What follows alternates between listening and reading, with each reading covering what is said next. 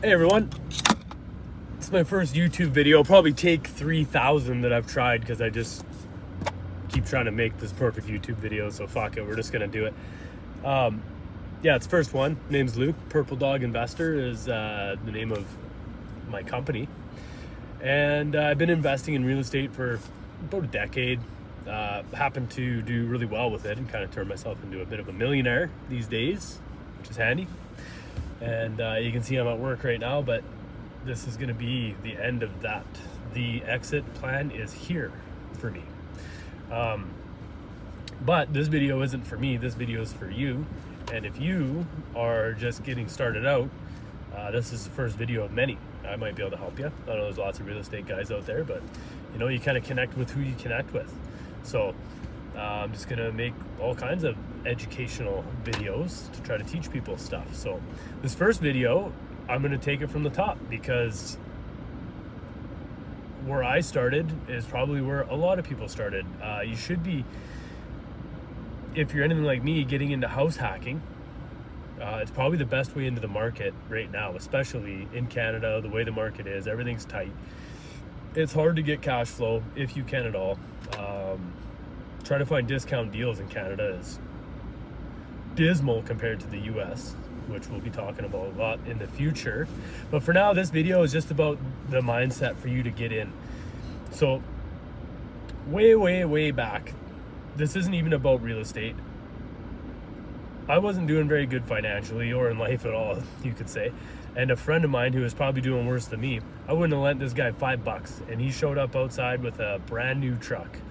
And I couldn't believe that because I know my credit score was in shambles and his was too. And I just had the mindset that how did he get a truck like that? Like, I can't get a truck like that. And I asked him and he was like, oh, I just went to the dealership and they gave me a loan and I have this truck now. And, you know, my mindset was that I couldn't do it. I wasn't able to. My credit was too bad. It's not for me. I'm a loser. You know, I'm not saying that you think you're a loser, but, and I may not have then either, but I just didn't realize that I hadn't actually talked to anybody about it. I just assumed everything was fucked up for me. And it was, but I wasn't where I thought it was financially. So, moral of the story, I ended up going in and getting a vehicle too, and that was kind of a turning point for me, actually. And you know, that kind of stuck with me. And a little later on down the road, not too far along after that, it just changed the way I thought. And I just went and talked to a mortgage broker, got some information that I didn't know, and I stopped assuming that I couldn't. Stopped assuming that this wasn't for me. So I get people ask me all the time, how did you get all the mortgages? How did you get all the money? How do you buy all the stuff? Oh, it must be nice. Blah, blah, blah. I love that must be nice stuff. And I always tell them the same thing. Who told you you couldn't? Where do you get the idea that you can't? Who have you talked to? Have you talked to anybody? I always ask them, have you talked to anybody? Have you talked to a professional? Well, I went to the bank. And it's like, don't go to the bank. Don't just go to your bank, because they will likely say no to you, or they will promise you good rates, all this stuff, and then they'll sit you down in a chair and they'll start saying, well, you know, we ran your credit score and it's a little low and your income isn't that good and blah, blah, blah, and we're gonna need more information on your file, so we'll call you back in 2 weeks. In the meantime, send us your great grandmother's best friend's daughter's phone number, contact her. Like, just, they'll want to know everything about you. It's a painful process. Where just go talk to a mortgage broker. They're on your side. They will pull your credit once, and then they go through all the banking institutions that are available, which in Canada is like nothing, but they go through all of the institutions and they find who's able to give you the best rate in your situation, and they'll shop around for you. When you do talk to a broker, if you get ones that say no, and they kind of sound like the bank did, or like a bank would, can them. Don't even waste your time. If they say things like that, if they have a negative narrative about you getting a mortgage, don't bother.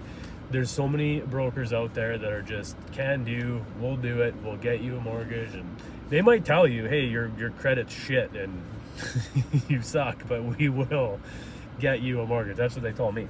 So, you know, they did tell me that I'm not in the best position, but they were bent on getting me that mortgage, and they did.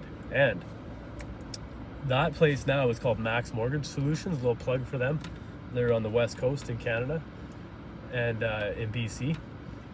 And yeah, Brad really helped me out a lot. He was actually working for Dominion Lending back then, but now he has his own Max Mortgage Solutions, and he has some wonderful people that work for him as well that have also helped me out over the years. But Brad helped me out back in the day, and he even mentored me as a broker. Obviously, he had way more knowledge about real estate than I did at the time. Probably still does today. But he really helped me a lot. And I didn't take all of his advice at the time because I still had flawed thinking where I thought that he was trying to advise me in a certain way that would benefit him more than myself. Wasn't true. He was advising me in a way that would benefit me greatly, so I would be able to get more property and I would be able to use him to secure more mortgages, and that's what he wanted. But I didn't see it that way. You know, he also told me not to sell my first property, but I did. I seen the paycheck and I sold it, and I took the cash and I paid the tax when I shouldn't have. I should have kept it and used him to leverage. But again, that's where I got hung up. I thought, oh, well, he's just trying to get more, I don't know what I thought. It was stupid though. So anyways, this video is just about the very first thing. I mean, maybe you're not stuck here, but I get so many people ask me, how did you do it? How do you do it? How do you have all these houses? Blah, blah, blah. How do you have all this stuff? And I'm just like, well, have you talked to anybody? Go talk to a professional, because I was there too. I was assuming I wasn't able, and I was, and I guarantee you are too. And if you're not, you know, if you go to every broker you can find and you still aren't, then just keep watching these videos, because there's gonna be more.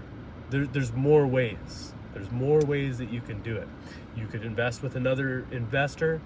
You could invest with somebody. You could joint venture with somebody. You can find somebody on the internet making videos like this. You can contact them. You can get some of your money into some real estate, and you can get a return. You can get that money making money. That's what it's all about. Anyway, don't want this video to go too long. I hope that helps somebody with their mindset of getting into their first property, and talking to a broker, talking to a professional, and not just assuming this isn't for you, because it is. Cheers.